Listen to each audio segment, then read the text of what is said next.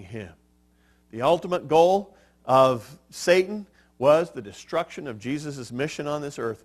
He is crouched there waiting for this woman to deliver her child so that he can stop what Jesus Christ was doing.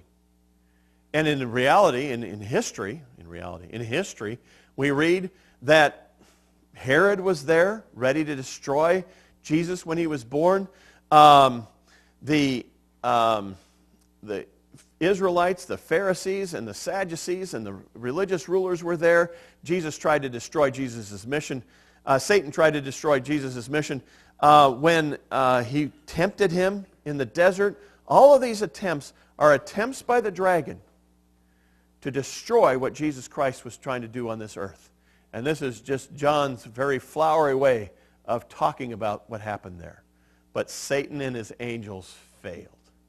And that is good news. When Jesus Christ is born into this world, Satan failed. He failed to stop Jesus from coming.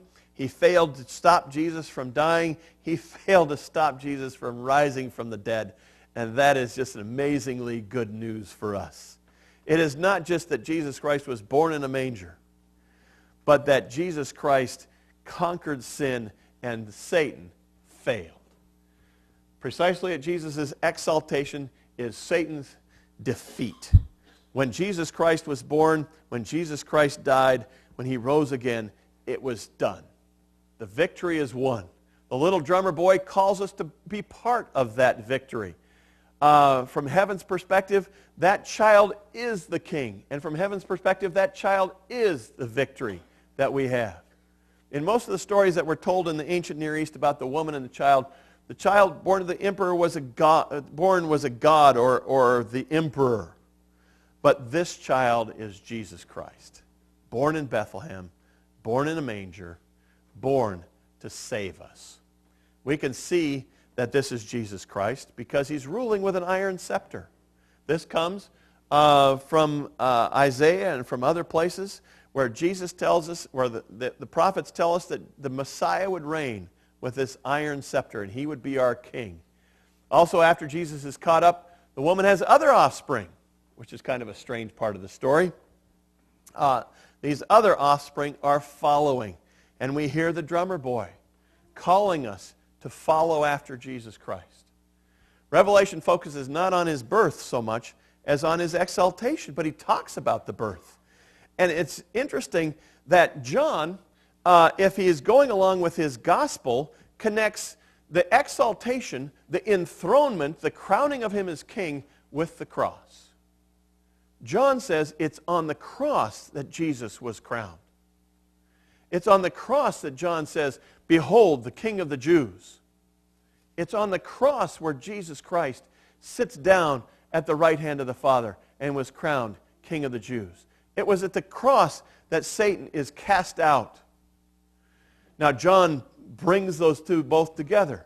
But he talks about his birth as well as the cross, but it's the cross that cast Satan out of heaven.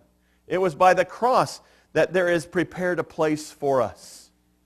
It is because Jesus Christ has come into this world, because Jesus Christ was born and laid in a manger, that he could now prepare a place for us, a much better place than a stable.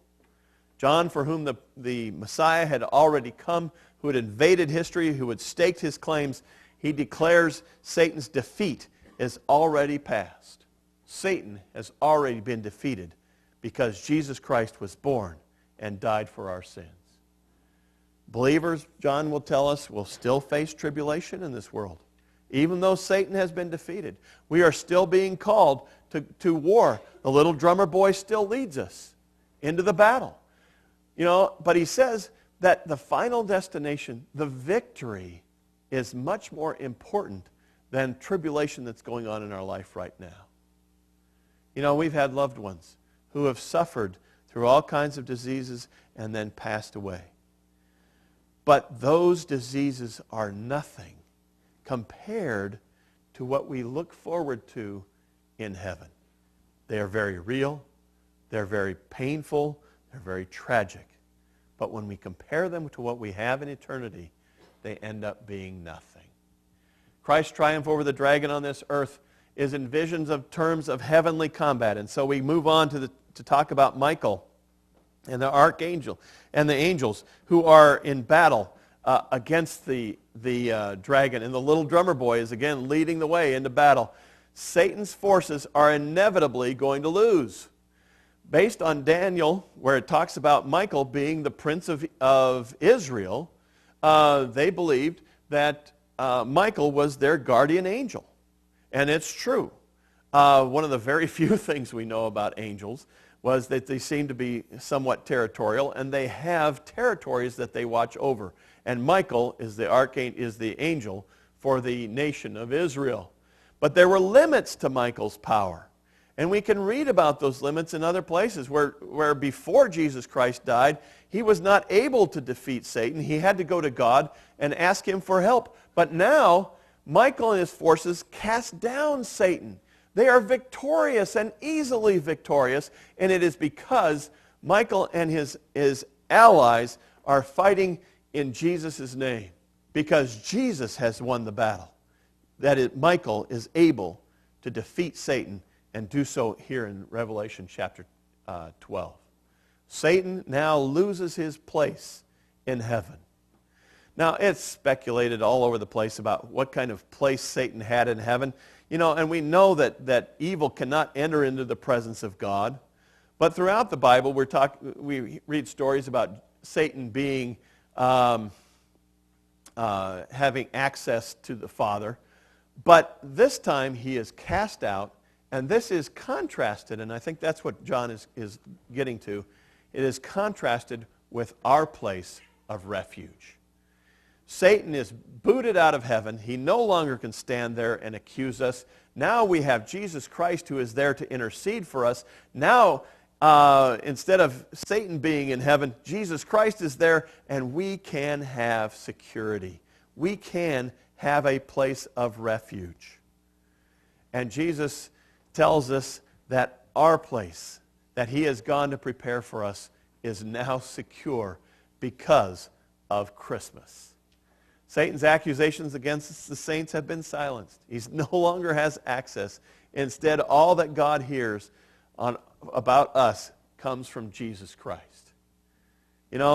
Anytime someone says something bad about one of God's children, Jesus just gets out his wallet and he says, "Hey, have you seen Steve? Look at this picture. This is what he was doing yesterday. It was so great. He was working on this and he was doing that. And have you seen Tom?" Okay, we won't show Tom. And he just gets out his pictures like a dad does, and shows all the family photos and says, "Oh, look at these people. They're so great." That's what Jesus is doing for us right now. He is taking care of us. Christ's victory is sufficient to silence all objections. Nobody can bring to you, against you, an accusation, because Jesus has come into this world and defeated Satan and silenced all of them. Satan's defeat does not mean that there is an end of physical suffering or emotional suffering. We still grieve. We still get diseases. We still have heart attacks. We still have problems. But it does mean that Jesus Christ is there helping us.